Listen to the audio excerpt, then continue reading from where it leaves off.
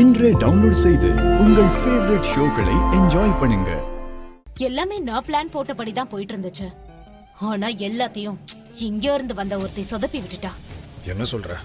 ஓம் பிளான சொதப்பிட்டாளா? யார் அவ?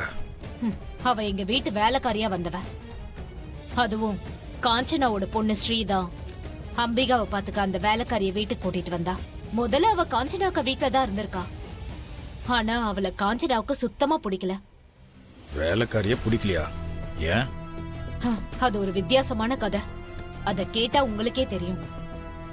திவ்யாவுக்கும் திருவுக்கும் நடுவுல அந்த வேலைக்காரி வந்துருவான்னு எவ்வளோ ஒரு குறி சொல்றவ சொன்னதை அக்கா நம்பிட்டு இருக்கா. அந்த பயத்துலதான் அக்கா அவளை துரத்தி விடுன்னு என்கிட்ட சொன்னா. அப்புறமும் ஏன் அந்த வேலைக்காரி இன்னும் வீட்டுல விட்டு வச்சிருக்க?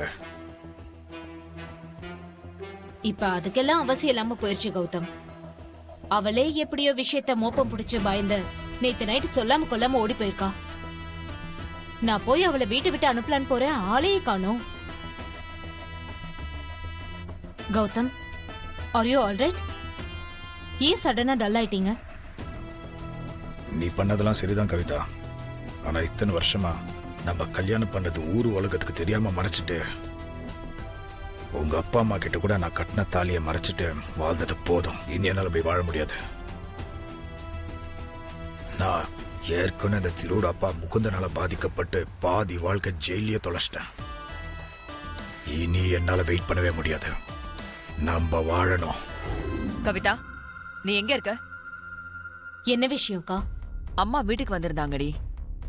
எங்க எல்லாரையும் வீட்ல நடக்கிற காரடையா நோம்புக்கு வர சொல்லி கூப்பிடுறதுக்காக வந்திருந்தாங்கடி. சரிக்கா, நீங்க எப்ப வரீங்க? நாங்க இன்னும் கொஞ்ச நேரத்துல வீட்ல இருந்து கிளம்பிடுவோம்.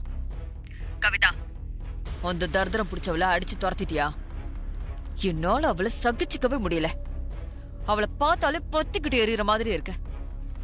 அவளால நம்ம வீட்ல எப்ப பார்த்தாலும் பிரச்சனைதான். அக்கா, இனி அவளை பார்த்து நீ டென்ஷன் ஆக வேண்டிய அவசியமே இருக்காது.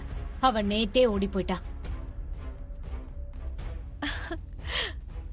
கவிதா, என்ன சொல்ற? அவ போயிட்டாளா? ஆமாக்கா, நம்ம பேசாது தெரிஞ்சிருச்சுன்னு நினைக்கிறேன். அதோட நீயும் மிரட்டினதால பயந்து போய் இங்க இருந்தா சரிப்பட்டு வராதுன்னு சொல்லாம கொல்லாம நேத்து நைட்டே ஓடிட்டா. அப்பாடா, இத கேட்டதும் தான் எனக்கு நிம்மதியாவே இருக்கு.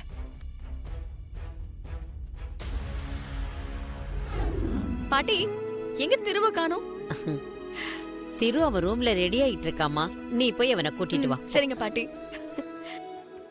என்ன மாமா, ஏற்பாடெல்லாம் பலமா இருக்கு.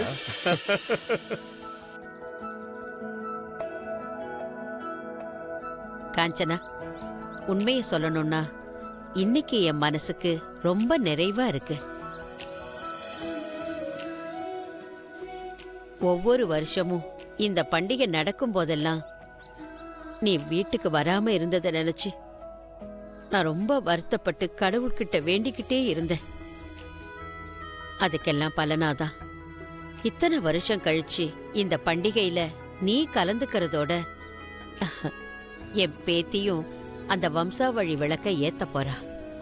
அதனால இந்த பண்டிகை நம்ம வீட்டுக்கு ரொம்ப ஸ்பெஷல்.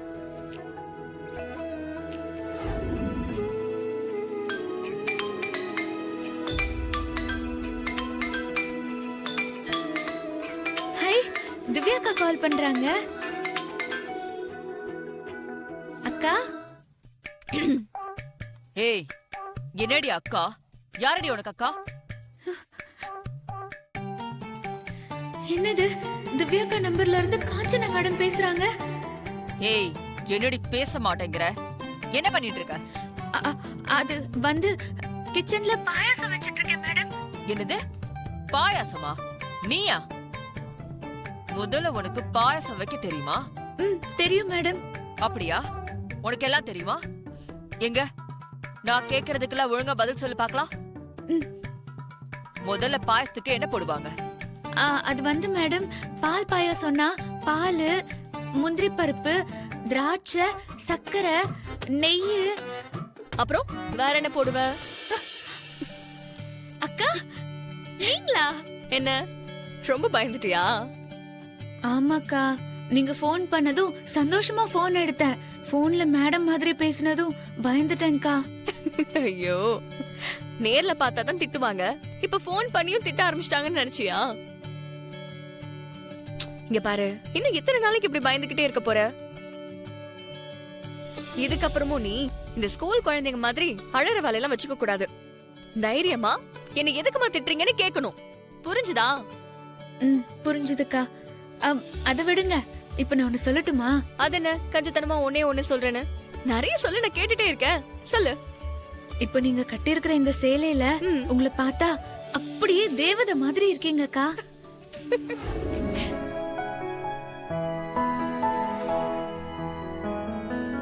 Hello sir.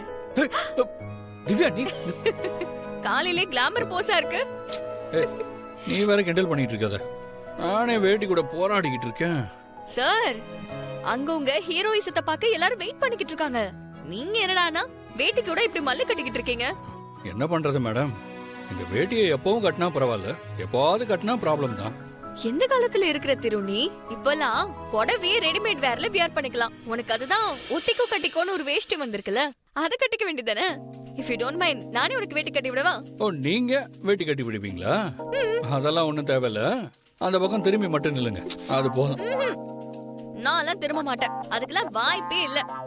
நானே கட்டி விடுறேன், நான் கட்டி விடுறேன். ஏய் பாரா, மாப்பிள்ளை வெக்கத்தை பாருங்களேன். சரி, மேடம் ஏன் ஃபோன் பண்ணல? நீங்கலாம் பெரிய ஆளுங்கப்பா. உங்களுக்குலாம் உங்க அம்மா தான் ஃபர்ஸ்ட்.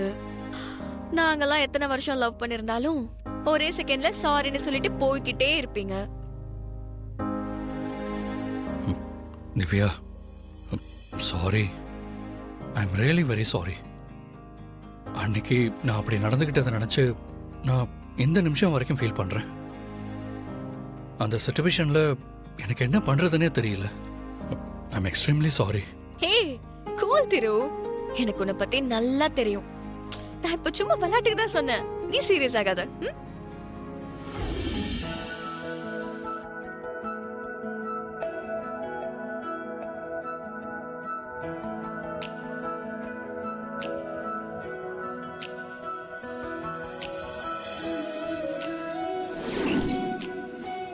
இந்த விளக்கு பார்க்கறதுக்கு அழகா இருக்கு. இதுக்கு முன்னாடி இந்த மாதிரி ஒரு விளக்கு பார்த்ததே இல்லை. திரியெல்லாம் போட்டு வச்சிருக்காங்க, ஆனா விளக்கு ஏத்தாம விட்டுருக்காங்களே.